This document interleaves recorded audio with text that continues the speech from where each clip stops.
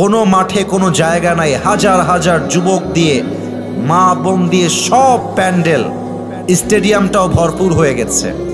আমি শুধু একটা কথাই বলবো, ইসলামকে যত বেশি আপনি দমন করতে চাইবেন, ইসলাম তত বেশি ফুলে ফেপে সামনের দিকে এগিয়ে যাবে। আজহারী সাহেবকে নিয়ে অনেকে দেখলাম অনেক নতুন করে চুলকানি শুরু হয়েছে, অনেকে অনেক বাজে কথা বলা ট্রাই করছেন, লাভ নাই, খাওয়া নাই, খাওয়া নাই। আপনি যতই বলেন, এটা আপনাকে মানতে হবে যে Azhari is a brand of Bangladesh. আজহারীর মতো জনপ্রিয় আলোচক, ইসলামিক লেকচারার পৃথিবীর কোথাও নাই। আমি প্রমাণ দিচ্ছি। আপনি যার নামই বলেন, বাংলাদেশ সব পৃথিবীর যত দেশ আছে, এমন কোনো আলোচক পৃথিবীতে জন্ম নেয় নাই যে আলোচক কোথাও ওয়াচ করবে আর সেখানে 20 লক্ষ মানুষ জমা হয়ে যাবে, এমন পৃথিবীর কোথাও নাই। Azhari is the only one person, সে যেখানেই যায় 10 লক্ষ 20 লক্ষ মানুষ ইসলামের ভালোবাসা এক জায়গায় জমা হয়ে যায়। We proud of it. এটা নিয়ে আমরা গৌরব করি, আমাদের অহংকারের জায়গা, আমাদের গৌরবের জায়গা। এটাই ইসলাম। ইসলাম এত সুন্দর, যদি এটাকে কেউ রিপ্রেজেন্ট করতে পারে to the better way, to the best way, আমার বিশ্বাস একজন মানুষ ইসলামকে রিপ্রেজেন্ট করবে, তার কথা শুনে হাজার হাজার বিধর্মী কালেমা পড়ে মুসলমান হয়ে যাবে। আল্লামা দেলোয়ার হোসেন সাইদি হুজুর, নাম তো শুনছেন? এত আস্তে কেন, নাম শুনছেন না আপনারা সবাই? আমি দোয়া করি আল্লাহ হুজুরকে জান্নাতুল ফেরদাউসের উঁচু মাকাম নসিব করুক। পড়েন সবাই আমিন। আমার মনে হয় এই যে আমরা বলি আপনি একজনকে মেরে ফেলবেন, একজনকে হত্যা করবেন, আল্লাহ আর একজনকে তৈরি করে দিবে। আপনার আল্লামা দেলোয়ার হোসেন সাইদি হুজুরকে মিথ্যা রাজাকারের ট্যাগ দিয়ে জেলের মধ্যে পচিয়ে নির্বিচারে ইনজেকশন পুশ করে হত্যা করেছেন। আল্লাহ বলছে, তোমরা একজনকে হত্যা করলে কি হবে, আমি তার পরিবর্তে হাজার হাজার আজহারী বাংলার মাটিতে পয়দা করে দেব। রুখে দেওয়ার সাধ্য কারো নাই। আমাদের সকলের প্রিয় আল্লামা একটা কথা বলতেন, যারা তোমরা আমাদেরকে মৌলবাদী বলে ট্যাগ দিয়ে গালাগালি করো, আমরা চুল পরিমাণ এই কথায় রাগ করি না। কেন করি না? ঠান্ডা ভাষায় বলছি, কোনো লাউড অ্যান্ড শাউট ছাড়া বুঝে শুনবেন। দেলোয়ার হোসেন সাইদি হুজুর বলতেন, মৌল শব্দ আসছে মূল থেকে। কি থেকে? এটা গাইবান্ধার সাউন্ড হইল না। কি থেকে? মূল থেকে। মূল মানে হচ্ছে কোরআন, মূল মানে হলো হাদিস, মূল মানে হচ্ছে আল্লাহ তাআলা, মূল মানে হচ্ছে হিজ লাস্ট মেসেঞ্জার মুহাম্মদ সাল্লাল্লাহু আলাইহি ওয়াসাল্লাম। তো উনি বলতেন, যারা আমাদেরকে মৌলবাদী বলে গালি দাও, আমরা হলাম মূলবাদী আর তোমরা সবাই আগাবাদী। এবার গায়েবান্ধার যুবকেরা, মুরব্বী আব্বা জানেরা, সিংহের মতো গর্জন দিয়ে আমাকে আনসার করবেন জোরে। গাছের আগায় শক্তি বেশি হয় না, গোড়ায় শক্তি বেশি হয়। উনি বলতেন, তোমরা থাকো গাছের আগায়, চুপচাপ ঝাপটি মেরে বসে থাকো, মারামারি বেশি কইরো না, জুলুমবাজির রাজনীতি কইরো না, আলেমদেরকে ধরে জেলখানায় বন্দী করো না। যদি এরকম জুলুম করতেই থাকো, একটা সময় আসবে এই দেশের 16 কোটি মানুষ গাছের গোড়ায় ধরে একটা ঝাঁকুনি দিবে, ঝাঁকুনির ঠেলায় তোমরা মামুর বাড়ি দিল্লি গিয়ে পড়বা। দিল্লি গিয়েই তারা পড়েছে।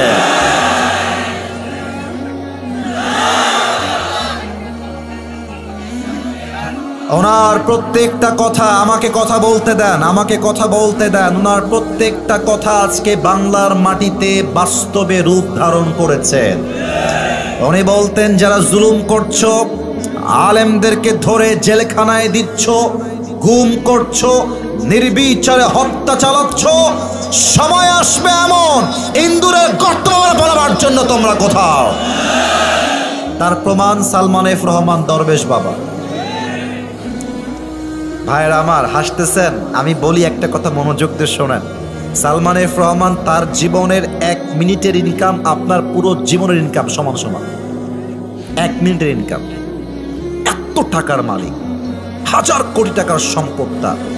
যখন তাকে জেলখানায় তোলা হলো আদালতে, তার পক্ষে একটা আইনজীবী লড়বে, হারিকেন দিয়েও খুঁজে পাওয়া যাচ্ছে না। এত টাকার মালিক, তবুও কোনো আইনজীবী পাওয়া যাচ্ছে না। এটাই প্রমাণ, জালিমের পতন যখন আরশে আজিম থেকে নিশ্চিত হয়ে যায়, জালিম তখন ইন্দুরে গর্ত পায় না পালাবার জন্য গায়বান্দার ভাইরা।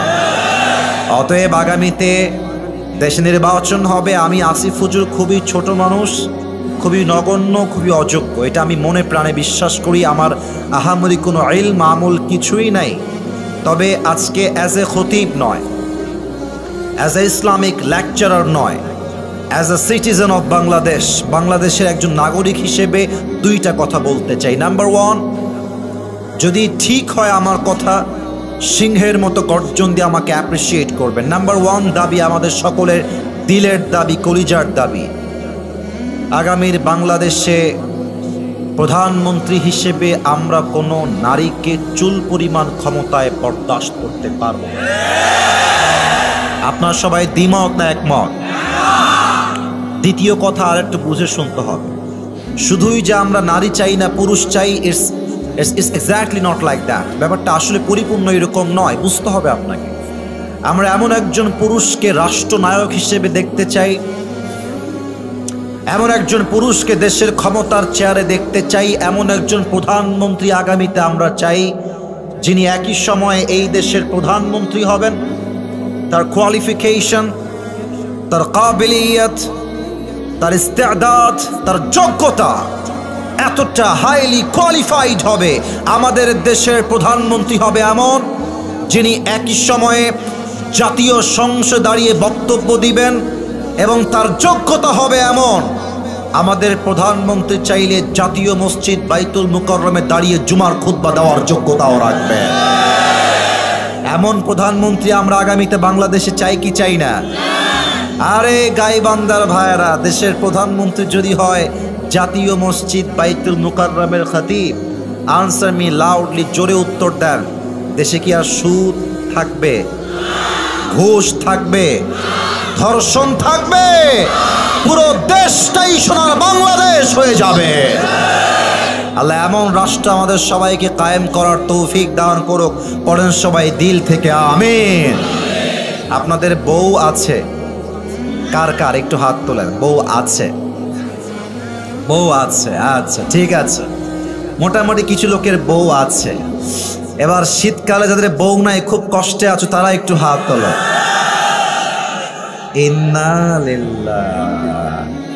ইন্না লিল্লাহি ওয়া ইন্না ইলাইহি রাজিউন। আপনাদের কারো বউ নাই? হ্যাঁ, এটা আমি বিশ্বাস করি না। সত্যি সত্যি সত্যি সত্যি? আহারে যুবক ভাইরা, হাত নামাও। তোমাদের কষ্ট কেউ না বুঝলে আসিফ হুজুর একটু হলেও তোমাদের কষ্ট বোঝে বোঝে বোঝে। আমি একটা কথা আজকে বলতে চাই, আজকে যুবক যেহেতু দেখতে পাচ্ছি, আমি যদি 5টা মিনিট যুবকদেরকে নিয়ে কথা না বলি তাফসির করার আগে, আমার পেটের ভাত হজম হবে না, যুবকদের পেটের ভাতও হজম হবে না, ঠিক আছে? আমি একটা কথা শুধু ডিক্লেয়ার দিতে চাই, আসলে বউ ছাড়া জীবনটা কোনো জীবন না যুবক। জীবনে একটাই টার্গেট, একটাই মিশন। এখন সিঙ্গেল থাকার দিন শেষ, বিবাহিত হওয়ার দিন শুরু হয়ে যাবে। আমরা আর সিঙ্গেল থাকতে চাই না। আপনি খুব খেয়াল করবেন, শীতকালে আপনি যতই কম্বল মুড়ি দেন ঠান্ডা লাগবে, যতই ল্যাপ মুড়ি দেন ঠান্ডা লাগবে। একমাত্র বউ ছাড়া যুবকদের শীত দূর হবে না। বউয়েরা, বউ লাগবে যুবকদের। আল্লাহ আমার প্রত্যেকটা যুবক ভাইদেরকে দিনদার নেককার বউ দিয়ে দিক, পড়া আমিন। আমি দুই একটা কথা যদি এখন বলি, রাগ করবেন না তো আপনারা? আচ্ছা, একটা তাকবীর দেন সবাই মিলে, নারায়ে তাকবীর। আমি যুবকদেরকে আজকে ফার্স্ট অ্যান্ড লাস্ট একটা গাইডলাইন দিব আমার বক্তব্যের শুরুতে। আর দেরি কইরো না, এবার আল্লাহর ওয়াস্তে বিয়েটা করে নাও, আর দেরি করো না। মনে রেখো, আমি বলি মনে রেখো, চরিত্র রক্ষার জন্য বিয়ের চাইতে উত্তম আমল দুনিয়াতে দ্বিতীয় কিছুই হতে পারে না। এখন কিছু যুবক আমাকে প্রশ্ন করবে, হুজুর আমি বিয়ে করছি না, এর কারণ হচ্ছে কাকে বিয়ে করব? মেয়ে যদি নষ্ট হয়, চরিত্রহীন হয়, সতীত্বহীন হয়, ধোঁকাবাজ হয়, তাহলে আমি তো ঠকে যাব হুজুর, আমার জীবন তো নষ্ট হয়ে যাবে। আজকের এই কথা আমি কখনো আগে বলি নাই, মন দিয়ে শোনো। তুমি যদি ভাবো যে আমি আজকে এই মেয়েকে বিয়ে করব না, 2 বছর পরে আমি বিয়ে করব অন্য জায়গায়, তুমি যে 2টা বছর অপেক্ষা করবা বিয়ের জন্য, আফটার 2 ইয়ার্স, 2 বছর পরে তুমি যে অমুক মেয়েকে বিয়ে করবা, ওই মেয়ে যে ধোঁকাবাজ নয়, তুমি আমার গ্যারান্টি লিখে দাও, লিখে দাও, কোনো সন্দেহ নাই। হতে পারে সে ধোঁকাবাজ, হতে পারে সে চিটার বাটপার, আবার হতে পারে সে চরিত্রবান, ঠিক কিনা বলেন? তো এখন তুমি দেখো, তুমি যদি এখন বিয়ে করো অথবা পরে বিয়ে করো, তুমি জিততেও পারো, ঠকতেও পারো, 2টার সম্ভাবনা আজীবন থাকবে। কিন্তু একটু বুঝে শোনো, তুমি যদি 2টা বছর বিয়েকে আটকে দাও, 1টা বছর বিয়েকে আটকে দাও শুধুমাত্র ধোঁকা খাওয়ার ভয়ে, শুধুমাত্র নষ্ট মেয়ে বিয়ে করবা কিনা সেই ভয়ে, বেটা তুমি যে 2টা বছর বিয়ে ছাড়া থাকলা, তোমার চোখের যে গুনাহ হলো, তোমার যৌবনের যে গুনাহ হলো, তুমি যে পর্নোগ্রাফি দেখলা, হিন্দি গান দেখলা, রাস্তায় গায়রে মাহরামকে চোখ তুলে দেখলা, এটার বিচার তোমার কে করবে বলো? বলো, এটার তো বিচার বড্ড ভয়ঙ্কর হবে। অতএব কথা একটা, ধোঁকা দিলে দিক, ডাজন্ট ম্যাটার। আমি মরদ মানুষকার ধোঁকাকে ভয় পাই না যুবক ভাইরা, ঠিক কি না? আচ্ছা, ধোঁকা খাবা, সমস্যা নাই। পুরুষ মানুষ তো বিয়ে একটা নয় 4টা করা যায়। একজন ধোঁকা দিবে, ওইটা বাদ আরেকটা আমি বিয়ে করব। যতদিন বেঁচে আছি ভালো মেয়ে না পাওয়া পর্যন্ত আমি স্থির হব না, ঠিক কিনা বলেন? অনেকের মাইন্ডে লাগবে কথা শুনতে, বাট কথা এটাই বাস্তব। মনে রাখবেন, ধোঁকা একজন সৌভাগ্য মানুষই খায়, ধোঁকা একজন যার কপাল ভালো সে খায়। কারণ ধোঁকা হচ্ছে আল্লাহর পক্ষ থেকে বিশাল বড় নিয়ামত, এই জন্য কারণ ধোঁকার দ্বারাই আমরা বুঝতে পারি একমাত্র আল্লাহ ছাড়া আমাকে ভালো আর কেউ বাসতে পারে না। আমার রবি আমার প্রকৃত বন্ধু, আমার রবি হচ্ছে আমার আসল কাছের সত্তা। অতএব ধোঁকা খেয়ে যাব, মেয়ে খারাপ হবে, না না না এখন বিয়ে করব না, আরো সময়, আরো 2 বছর, আরো 1 মাস। বেটা যত সিঙ্গেল থাকবা হায়াত নষ্ট হবে, তোমার এনজয়মেন্ট নষ্ট হয়ে যাবে যুবক ভাইরা, ঠিক কিনা? আল্লাহ প্রত্যেকটা যুবককে সময় মতো চরিত্রবান মেয়ে দেখে বিয়ে করার তৌফিক দান করে। পড়েন সবাই আমিন। 3টা তাকবীর দিবেন, দেন তাফসীর শুরু হবে। প্রথম তাকবীর দিবেন আমার প্রিয় বিবাহিত ভাইরা, যাদের বউ আছে, আপনাদেরকে জিততে হবে, নয় মান সম্মান কিন্তু আমার নষ্ট হয়ে যাবে। বিবাহিত ভাইরা সবাই একটা কাশি দেন। এরপরে তোমরা সিঙ্গেলরা তাকবীর দিবা, আগে দেখি কার গায়ে কত জোর আছে। বিবাহিত ভাইরা প্লিজ গায়ে একটু জোর নিয়ে তাকবীর দিবেন। মুরব্বীরা রেডি হন, নারে তাকবীর। বিবাহিত ভাইদের তাকবীর শেষ, এবার সিঙ্গেলদের পালা। সিঙ্গেল একটা কাশি দাও। দেখা যাক, আমি কোনো নাম্বার দিব না, নাম্বার আপনারাই দিবেন। আমার স্যার এখানে, স্যাররা আছেন, আপনার নাম্বার দিবেন। দেখা যাক কে জিতে।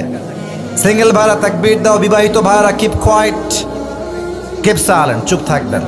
সিঙ্গেল ভাইরা তাকবীর দিবেন, নারে তাকবীর। আহা, বিবাহিত ভাইরা হেরে গেল রে, হলো না, জিততে গিয়েও জিতলো না। আচ্ছা, এবার সবাই মিলে একটা তাকবীর দিবেন, লাস্ট অ্যান্ড ফাইনাল তাকবীর। এমন জোরে তাকবীর দিবেন যে তাকবীরের ঠেলায় আমি স্টেজ ভেঙে নিচে পড়ে যাব। দেখা যাক সবাই কাশি দেন, কোনো ভাগাভাগি নাই। লিল্লাহি তাকবীর। আল কোরআনের আলো, আল হাদিসের আলো, কোরআন হাদিস যেখানে, আলেম ওলামা যেখানে, গাইবান্ধাবাসী যেখানে, আল্লাহ কবুল করুক। পড়েন সবাই আমিন। একটু পরেই আসরের আজান দিয়ে দিবে। টাইম ইজ টু শর্ট, খুব বেশি সময় আমার কাছে নাই।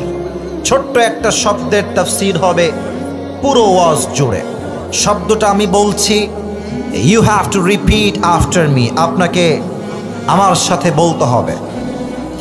আজকে আলোচনার সেন্ট্রাল থিম বা সাবজেক্ট ম্যাটার হচ্ছে সালাত বা নামাজ। সালাত মানে কি টমেটোর সালাত নাকি রে ভাই? না না, এটা হচ্ছে নামাজ। তবে সালাত এটা হচ্ছে অ্যারাবিক ভার্সন, এটা হচ্ছে আরবি। নামাজ হচ্ছে ফার্সি ওয়ার্ড, ফার্সি শব্দ। আমরা আজকে নামাজ নিয়ে 5টা পয়েন্টে কথা বলবো। আশা করছি প্রত্যেকটা যুবক মুরব্বী আজকের ওয়াজ থেকে 5 ওয়াক্ত নামাজি বান্দা হয়ে বাসায় ফিরে যাবে। রাজি আছেন তো সবাই ইনশাআল্লাহ? আসুন আমরা তাফসীরের দিকে পরিপূর্ণ কনসেন্ট্রেট করা ট্রাই করি আমার গায়বান্দার ভাইয়েরা। সালাত শব্দের অর্থ আমি পেয়েছি, এই যে সোনামণি, একজন সোনামণি বাচ্চা, বসো, ওই যে ওকে ধরেন ধরেন ধরেন, কান্টুপিওয়ালা, বসো বসো বসো। নতুন নতুন নতুন, এটা শেষে, এটা শেষে, এখন শেষে। কেউ যাবেন না, কেউ যদি উঠে যায় লুঙ্গিটা টান দিয়ে ধরে বসায় দিবেন, ঠিক আছে? হ্যাঁ, তবে লুঙ্গি যেন খুলে না যায়, ঠিক আছে? অল্প সময় আছে, আমরা দোয়া না করে কেউ যাব না। রাজি আছেন তো সবাই ইনশাআল্লাহ? আমার হাত দেখেন, লুক অ্যাট মাই 3 ফিঙ্গার্স, 3 আঙ্গুল। বলেন এবার আমার হাতের দিকে তাকিয়ে, সালাত শব্দের অর্থ কয়টা? মুরব্বীরা কথা বলতে হবে আব্বা জান, বলেন সবাই কয়টা? Number 1, salah means literally connection, link or communicate with Allah subhanahu wa ta'ala. নামাজ মানে হচ্ছে সম্পর্ক, সালাত মানে সম্পর্ক। The person who practices salah in every single day, he is maintaining a strong and continuous connection with Allah subhanahu wa ta'ala through the act of ritual prayers. যেই বান্দা 5 ওয়াক্ত নামাজ আদায় করে, তার সম্পর্ক দুনিয়ার সঙ্গে খারাপ হলে হতেও পারে, বাট তার সম্পর্ক শক্ত হয়ে যায় এক সত্তার সাথে। তিনি কে? নাম্বার 1, সালাহ মিন্স কানেকশন, সম্পর্ক। কথা বোঝা যায়?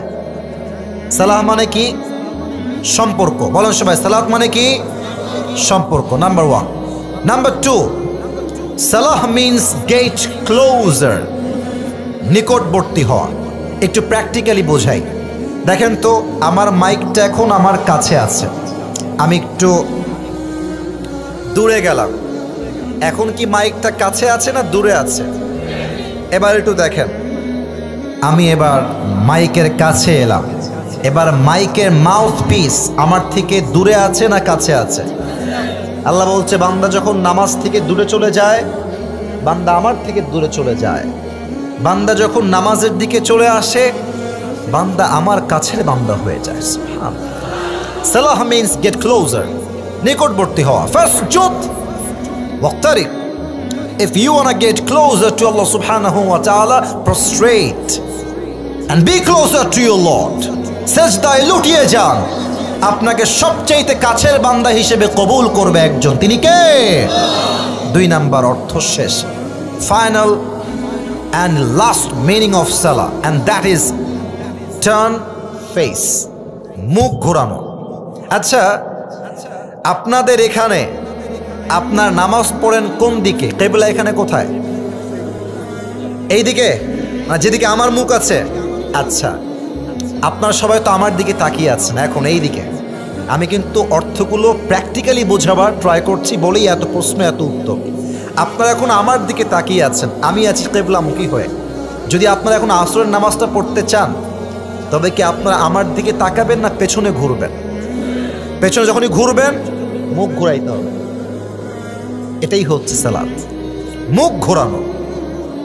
কোরআনুল কারীমে আল্লাহ রাব্বুল আলামিন বলছেন, যেটা ইব্রাহিম আলাইহিস সালাম বলেছিলেন, ইন্নী ওয়াজ্জাহতু ওয়াজহিয়া লিল্লাযী ফাতারাস সামাওয়াতি ওয়াল আরদা হানিফান ওয়া মা আনা মিনাল মুশরিকিন।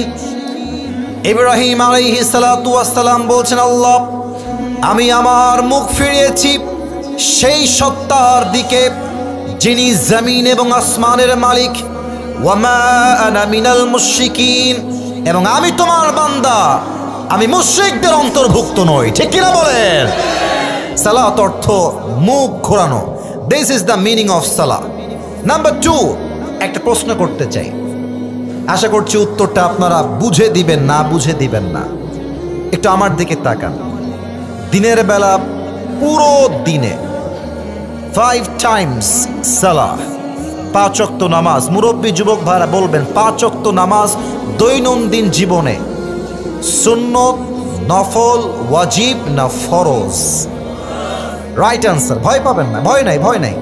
5 ওয়াক্ত নামাজ সুন্নত, নফল, ওয়াজিব না ফরজ?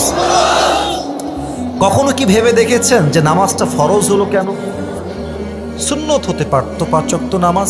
আচ্ছা, ভাবলাম যে ফরজ হলো, তো সেজদা যে আমি দিব, এই সেজদা একমাত্র আল্লাহর কাছে কেন হবে? এটা মাজারে হবে না কেন? এটা বাবার সামনে হবে না কেন? That is the question. প্রশ্ন, উত্তর দিচ্ছি আমি। একটু এক্সাম্পল দিয়ে আরো ভালো বুঝে আসবে। যাদের বউ আছে আর যাদের বউ নাই, বউ তো হবে আগামীতে, সমস্যা নাই।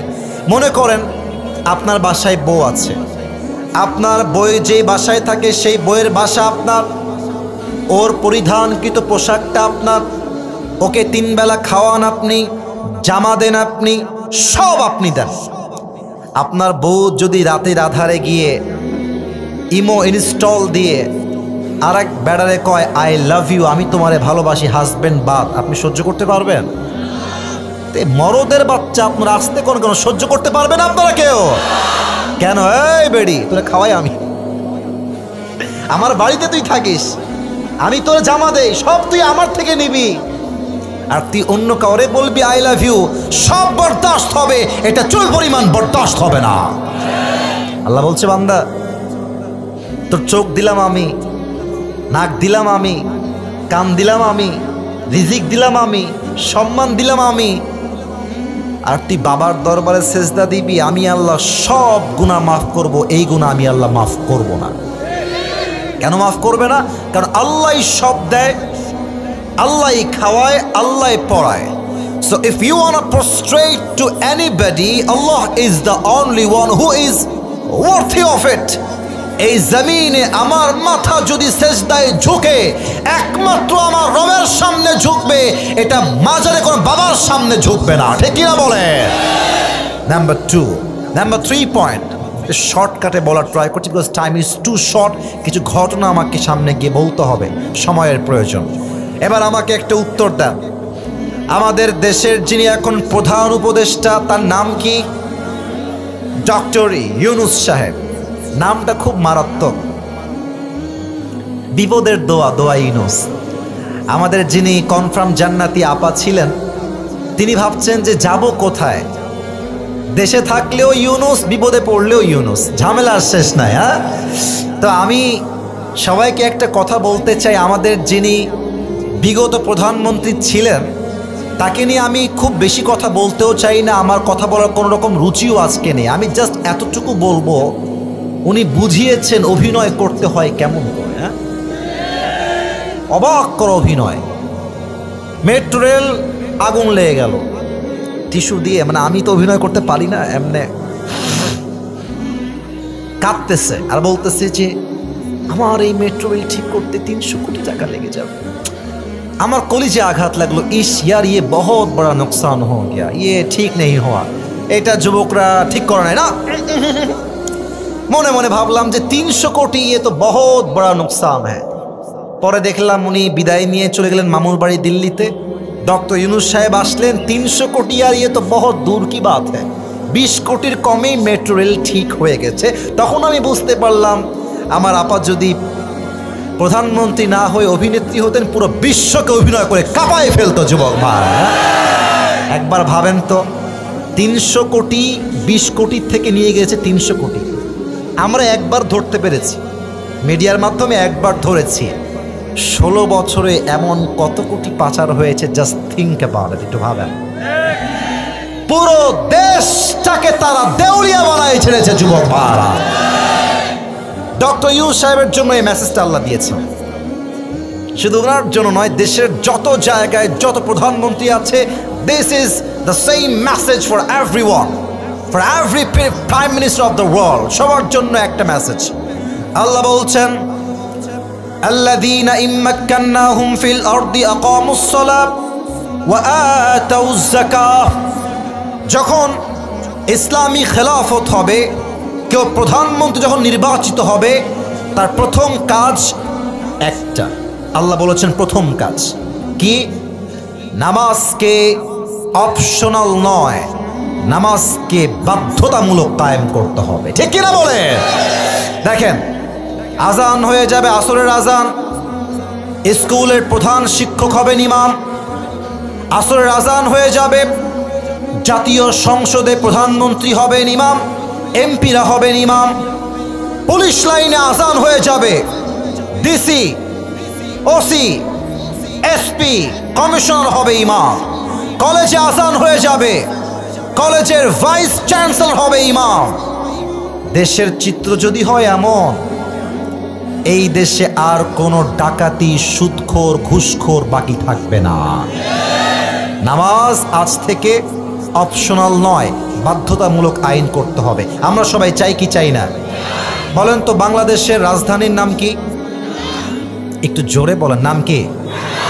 আচ্ছা, একটা জিনিস খেয়াল করেন, ঢাকায় যখন প্রবেশ করবেন, ঢাকায় ঢোকার পথে দেখবেন ঢাকায় একটা জেলা আছে, নাম হচ্ছে গাজীপুর জেলা। নাম শুনেছেন না আপনারা? গাজীপুরে গেলে দেখবেন যে ফ্যাক্টরি আর ফ্যাক্টরি, অভাব নাই ফ্যাক্টরি। প্রত্যেকটা ফ্যাক্টরির প্রধান গেট লেখা থাকবে লম্বা করে, নামাজ নাই যার, চাকরি নাই তার। প্রত্যেকটা শ্রমিক 5 ওয়াক্ত নামাজ সেই দিন থেকে হয়ে যাবে। বাধ্যতামূলক আইন করতে হবে। 3 নাম্বার কথা। 4 নাম্বার পয়েন্ট, নামাজ যে আমাদেরকে অন্যায় থেকে বাঁচায়, এই বিশ্বাস আমাদের আছে না নাই? কিন্তু একটা প্রশ্ন আছে যে আমাদের মসজিদ যত আছে, এখানে আমি কিন্তু ভাই কাউকে চিনি না, প্লিজ এটাকে নিজের গায়ে মাখবেন না। আমাদের বেশিরভাগ মসজিদের সভাপতি টাটকা সুদখোর, টাটকা, একদম টাটকা। আচ্ছা, এবার আপনি বলবেন হুজুর আপনি বললেন আল্লাহ বলেছেন, আচ্ছা দলিল দিয়ে আগে, না হয়তো আপনারা বুঝবেন না। 21 নাম্বার পারা 1 নাম্বার পৃষ্ঠার ঠিক 2 নাম্বার লাইনে আল্লাহ তাআলা বলছেন, এটা সূরাতুল আনকাবুতের ভিতরে রয়েছে, সূরাতুল আনকাবুতের ঠিক 45 নাম্বার আয়াত। আল্লাহ রাব্বুল আলামিন বলছেন, ইন্নাস সালাতা তানহা আনিল ফাহশাই ওয়াল মুনকার। নামাজ যেই বান্দা আদায় করবে 5 ওয়াক্ত নামাজ, তাকে অশ্লীল কাজ থেকে বাঁচাই দিবে একজন, তিনি কে?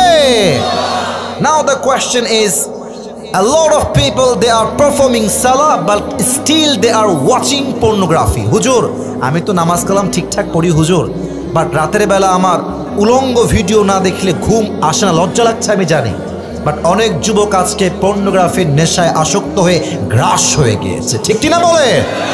নামাজ পড়ছে, সুদ খায়, নামাজ পড়ছে, ঘুষ খায়। আর আমার কলিজার টুকরার প্রিয় বোনেরা, মাশাআল্লাহ, বোরকাও পরে, হাতও ঢাকা, পাও ঢাকা। রংপুরে যখন ঘুরতে যাই, মাহফিলে যাই, মাশাআল্লাহ, হাতও ঢাকা, পাও ঢাকা, মুখও ঢাকা। এত সুন্দর বোরকা, মনে হবে আর ইয়ে তো अभी के अभी जन्नत से भाग के दुनिया में आई। এত ভালো মেয়ে তো জীবনে আমি দেখি নাই রে বাবা। কিন্তু আমি যখন দেখি যে মেয়েটা বোরকা পরে, হিজাব পরে, নেকাব পরে রাস্তায় বাদাম খাচ্ছে আর বয়ফ্রেন্ডের সঙ্গে প্রেম করছে, আমার মাথায় একটা কথাই ঘোরে, এদের বোরকার উপরে ফিটফাট, ভেতরে পুরোটাই সদরঘাট। হুজুর নামাজ পড়ি, আমি তো এখনো পর্নোগ্রাফি দেখি, এখনো তো গান শুনি, হারাম কাজ করি, তাহলে তো নামাজ আমাকে অন্যায় থেকে বাঁচালো না। প্রশ্নের উত্তর আছে না নাই? আগে একটা কথা ক্লিয়ার হই, আল্লাহ বলেছেন নামাজ তোমাকে অশ্লীল কাজ থেকে বাঁচাবেই। আল্লাহর কথা কোনো ভুল হতে পারে না? এটা এত আস্তে কেন? ইমানের কথা, আল্লাহর কথায় ভুল হতে পারে?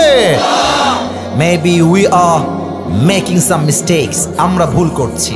নাম্বার 1 ভুল, নামাজ আমরা পড়ি, নামাজ পড়ি এইখানে মসজিদের ভেতরে আলহামদুলিল্লাহি রাব্বিল আলামিন। যুবক মনে মনে ভাবছে, এই তো আমার গার্লফ্রেন্ড একটা মেসেজ মনে হয় আমাকে দিল।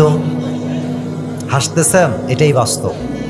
আমার বাবাও একজন খতিব, আলহামদুলিল্লাহ। আমার বাবা প্রায় 25 থেকে 30 বছর যাবত খতিব এবং ইমাম।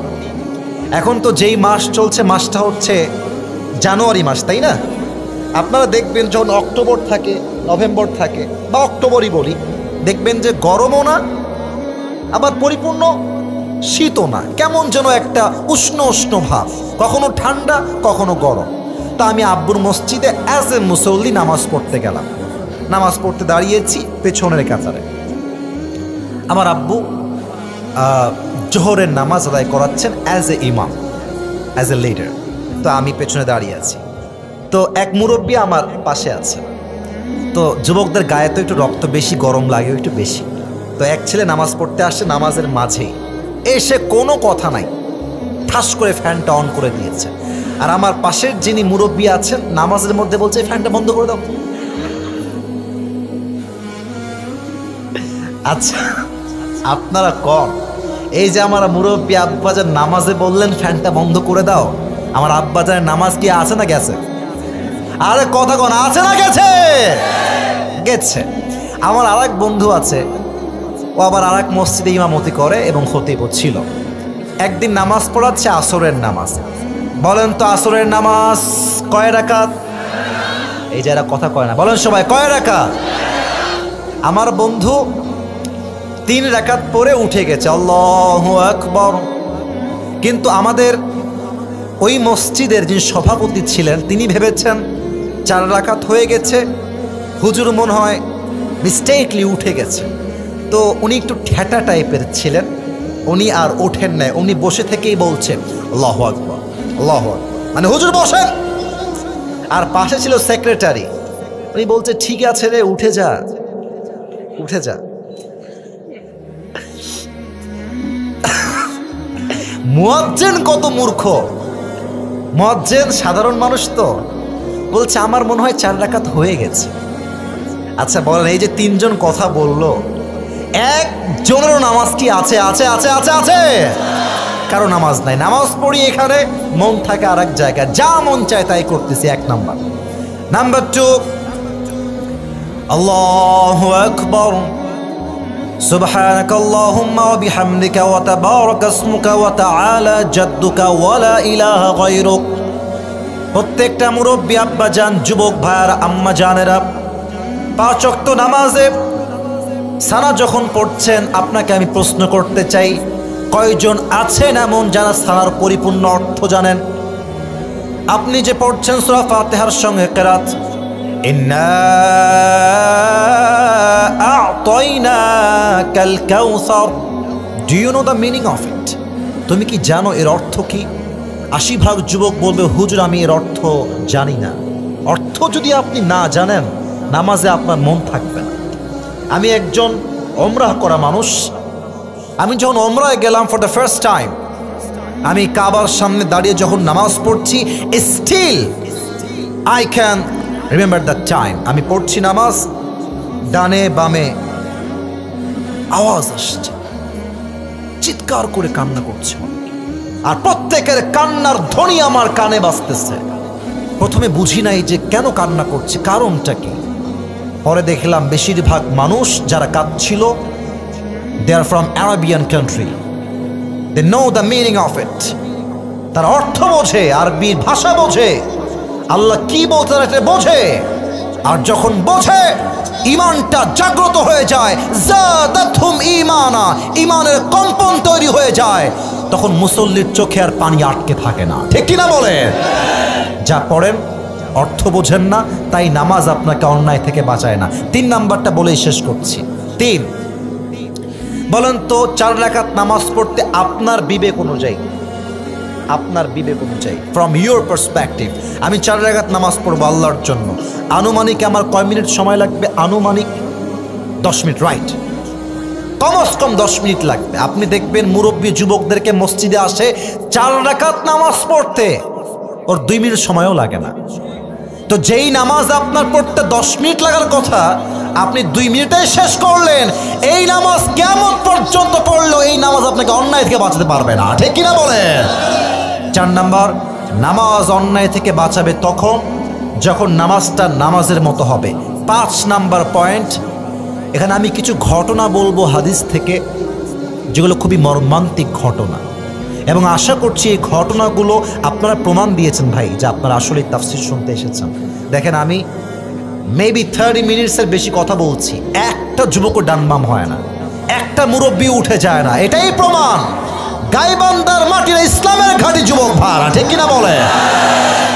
এবার আমাকে উত্তর দেন, নামাজ এটা কি একা পড়া উত্তম না জামাতে পড়া উত্তম? জামাতে পড়া উত্তম। আল্লাহর হাবিব সাল্লাল্লাহু আলাইহি ওয়াসাল্লাম একদিন সাহাবা একরামদেরকে নিয়ে বসে আছেন। উনি বলছেন, সাহাবা একরাম শোনো, আল্লাহর এমন একজন প্রিয় বান্দা এই জমিনে আছেন। এই কথা ভালো করে শুনতে হবে, ঘটনা তো, মূল কথা না বুঝলে আপনি মেসেজটা, একজন যাক, ওর কোনো কাজ আছে বিদায় সে যাচ্ছে, যাক, একজন it's not a big deal, দুইজন উঠলে ঠ্যাং ভেঙে দিব একেবারে জায়গাতে, কেউ যাবেন না, সময় একদম আপ, আর সময় বেশি নেই, আমাকে হাদিসের ঘটনা বলতে দেন, ঘটনা শেষ দোয়া হবে। উনি বললেন যে আচ্ছা একটু পরে দেখছি, বলছেন যে একজন ব্যক্তি আছেন এমন যাকে আল্লাহ দুনিয়ার সমস্ত জাগতিক সুখ দিতে চেয়েছেন, তবে তিনি সমস্ত সুখকে রিজেক্ট করে আল্লাহর সঙ্গে সাক্ষাৎ করাকে সবচেয়ে বেশি উত্তম মনে করেছেন। সুবহানাল্লাহ পড়বেন না আপনারা সবাই? সব সাহাবী চুপচাপ শুনে বসে আছে, নবীজি চলে গেছেন, কিন্তু সাহাবীরা দেখছে আবু বকর রাদিয়াল্লাহু তাআলা আনহু এই কথা শুনে কাঁদছে। একজন সাহাবী বলছে, ইয়া আবু বকর, তুমি কাঁদছো কেন, কি কারণ? আবু বকর ডাক দিয়ে বলছে, তোমরা নবীর কথার অর্থ বোঝো নাই যে অর্থ আমি বুঝে গেছি। দুনিয়াতে নবীজি একমাত্র এমন মানুষ যাকে আল্লাহ তাআলা দুনিয়ার সমস্ত সুখ দিতে চেয়েছেন, বা নবী সমস্ত সুখকে মাইনাস করে আল্লাহর সঙ্গে সাক্ষাৎ করাকে সবচেয়ে বেশি উত্তম মনে করেছেন। সুবহানাল্লাহ পড়ার সময় এর মেসেজটা হচ্ছে, নবীজি দুনিয়াতে আর বেশি দিন বেঁচে থাকবেন না, নবীর হায়াত শেষ। ঠিক সেই দিন এশারের নামাজের সময় যখন হয়ে গেল, সাহাবা একরাম অপেক্ষায় আছে, নবীজি আসবেন, জামাতের সঙ্গে আমরা নামাজ আদায় করব। আধা ঘন্টা হয়ে যায়, 40 মিনিট পার হয়ে যায়, নবীজি নামাজ পড়াতে আসছেন না। নবীর গায়ে প্রচন্ড পরিমাণে জ্বর আঘাত করেছে। দীর্ঘ লম্বা সময় পরে সাহাবা একরাম বলে, আবু বকর, নবীজি হয়তো আসবেন না, তুমি আজকে ইমাম হয়ে দাঁড়িয়ে যাও।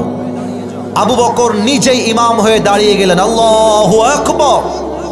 নামাজ শুরু হয়ে গেল। আবু বকর রাদিয়াল্লাহু তাআলা আনহু যখন কিরাত তেলাওয়াত করছেন, কিরাতের প্রত্যেকটা ধ্বনি নবীজির ঘরে গিয়ে পৌঁছে গিয়েছে। নবীজি বলছে, আয়েশা এদিকে আসো। এসেছে। নবীজি কি করবো বলেন? বলছে, আমি তো জ্বরে আক্রান্ত, উঠতে পারছি না, আমার পিঠ দেখেন, পিঠের দিকে। বলছে, তুমি আমার পিঠে একটু হালকা 2 হাত দিয়ে ভর করে আমাকে একটু উঠিয়ে দাও, আর ঘরের জানালাটা খুলে দাও। জানালা খুলে দেওয়া হলো, নবীকে ওঠানো হলো। নবীজি মসজিদে নববীর দিকে চোখ তুলে এমনি তাকিয়ে আছেন, আর আয়েশা দেখছে নবীর 2 চোখ বেয়ে বেয়ে পানি ঝরছে। ইয়া রাসূলুল্লাহ, আপনি কাঁদছেন কেন? কান্না কেন আপনার চোখে? নবীজি বলছে, আয়েশা, আমার এই চোখের পানি কষ্টের পানি নয়।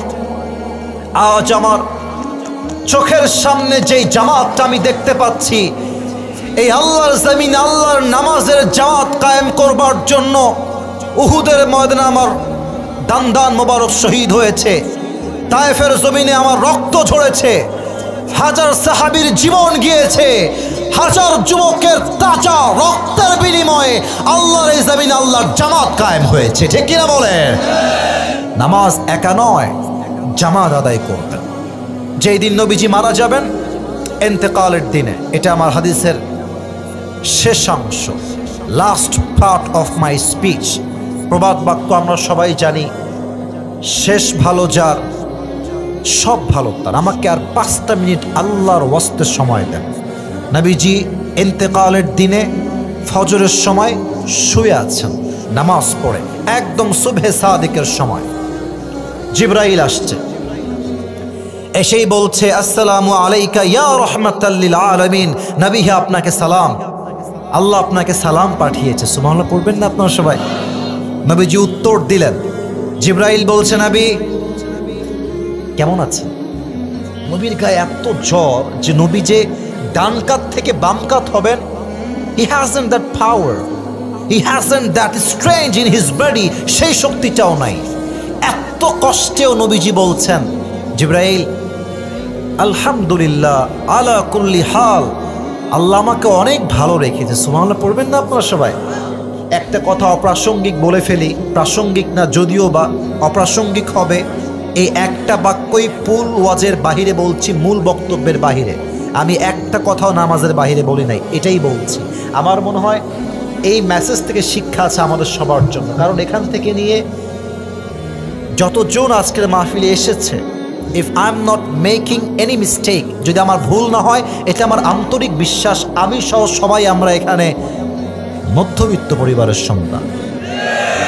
ভুল বললাম না ঠিক বললাম? যারা আপনারা আমাকে একটু একটু চেনেন, আমি আমার একটা ওয়াজে বলেছিলাম যে মধ্যবিত্ত পরিবারের সন্তান মানেই হচ্ছে এক একটা ব্র্যান্ড। যুবক ভাই, কেন ব্র্যান্ড? সাইকেল দিবেন আমার চলবে, বাইক দিবেন আমার চলবে, কার দিবেন আমার চলবে, বলবেন যে কিছুই দিব না, হেঁটে হেঁটে আসতে হবে, মাইলকে মাইল আমি হাঁটতে পারবো, কারণ আমি মধ্যবিত্ত পরিবারের সন্তান। ভাত দিবেন, ডাউল দিবেন চলবে, ভাত দিবেন, সবজি দিবেন চলবে, ভাত দিবেন, ভর্তা দিবেন চলবে, ভাত দিবেন, কিছুই দিবেন না, এক গ্লাস পানি দিবেন, একটা মরিচ দিবেন, পান্তা ভাত হলেও আমার চলবে। আপনি আমাকে খাট দিবেন ঘুমাবো, খাট দিবেন না তাও ঘুমাবো, কম্বল দিবেন ঘুমাবো, কম্বল দিবেন না তাও ঘুমাবো, বালিশ দিবেন ঘুমাবো, বালিশ দিবেন না তাও ঘুমাবো, ফ্লোর দিবেন, টাইলসে আমি শুয়ে যাব। কারণ কি? আমি বড়লোক ঘরে ধাপুস ধুপুস খেয়ে বড় হওয়া ব্রয়লার মুরগি না, আমি মধ্যবিত্ত পরিবারের সন্তান। আমি যেমন আরাম করতে পারি, আমি চাইলে ঘাড় ভাঙ্গা কঠোর পরিশ্রম করতে পারি। যুবক ভাড়া ঠিক কিনা? নবীজি মেসেজ দিচ্ছে আমাদের জন্য, অবস্থা যতই খারাপ হোক, যদি কেউ বলে এই কেমন আছো, সব ভুলে যাবা, বলবা আলহামদুলিল্লাহ। আমি প্র্যাকটিস করি সবার সাথে, নিজেও প্র্যাকটিস করছি, আমি নিজেও একজন মধ্যবিত্ত পরিবারের ছেলে, সবাইকে বলবো প্র্যাকটিস হিসেবে, এই কেমন আছেন? না হয় নাই আলহামদুলিল্লাহ, আবার জোরে শুনতে চাই, কেমন আছেন? এটা লাভ কি হবে জানেন? কোরআন থেকে রেফারেন্স দিন, আবার বলবেন ভুয়া কথা বলছি।